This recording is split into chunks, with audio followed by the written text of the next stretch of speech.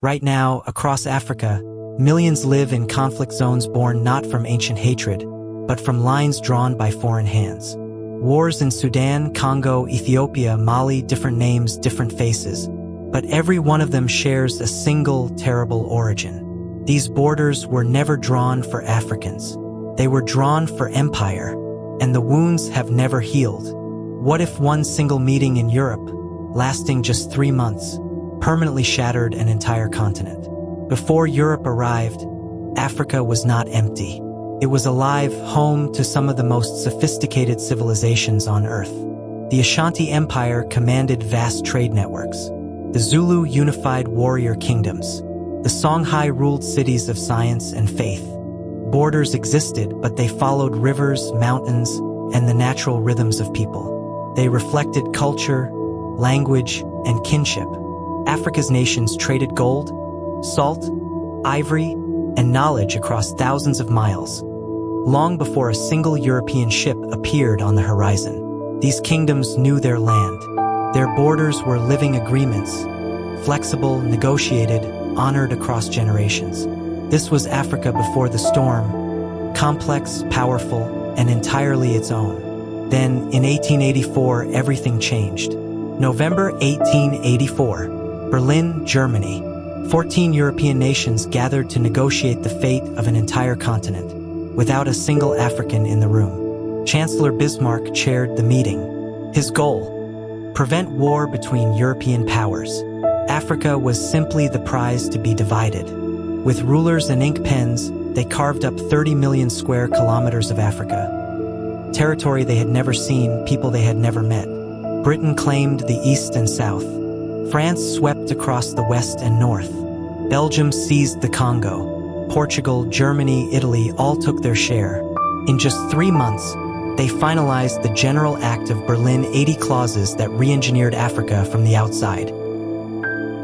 Then came the soldiers, enforcing borders no one had agreed to, drawing lines through the forest with rifle and cannon. Where African kings had ruled for centuries, colonial administrators now issued orders in French, English, Portuguese, languages their subjects did not speak.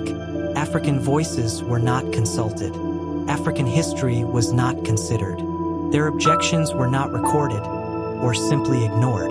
By 1914, European powers controlled 90% of the African continent.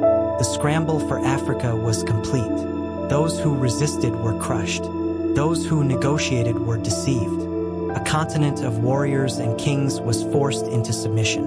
Overnight, the people were split between British Gold Coast and German Togoland. The Somali divided among 5 different nations. The Maasai cut in half. Of Africa's 10,000 kilometers of borders, over 40% are straight lines, geometric cuts that respect no mountain, no river, no ethnic homeland. Ancient enemies were locked inside the same colonial borders. Traditional allies were severed. The colonial state rewarded some groups and starved others. In the Belgian Congo, colonizers deliberately elevated the Tutsi over the Hutu, manufacturing ethnic hierarchy where fluid identity once existed. Colonial infrastructure, roads, railways, cities, was built to extract resources, not connect people. It redirected Africa's wealth outward, permanently. When independence came, between 1957 and 1975, newly free nations inherited exactly those colonial borders. Nobody knew how to undo them. Nigeria, a British invention combining 250 ethnic groups, erupted into civil war in 1967. 1 million people died. The colonial map was the cause. Rwanda, 1994. The Hutu-Tutsi division, engineered by Belgian colonizers, exploded into genocide. 800,000 people murdered in 100 days. South Sudan, the world's newest country, born in 2011, collapsed into civil war within 2 years. Colonial fault lines ran straight through it. These are manufactured divisions, legacies of men in Berlin who never set foot in Africa and never paid the price. African leaders today wrestle with the paradox. Borders that imprison also define the state. Changing them risks everything. Keeping them costs lives. Africa is not defined by its wars. It is defined by its resilience, 1 billion people building futures inside borders they never chose. The Berlin Conference lasted 3 months. Its consequences have now lasted over 140 years. Some wounds do not close, they only deepen. The lines they drew were never just on maps. They were drawn across families, across cultures, across the human soul.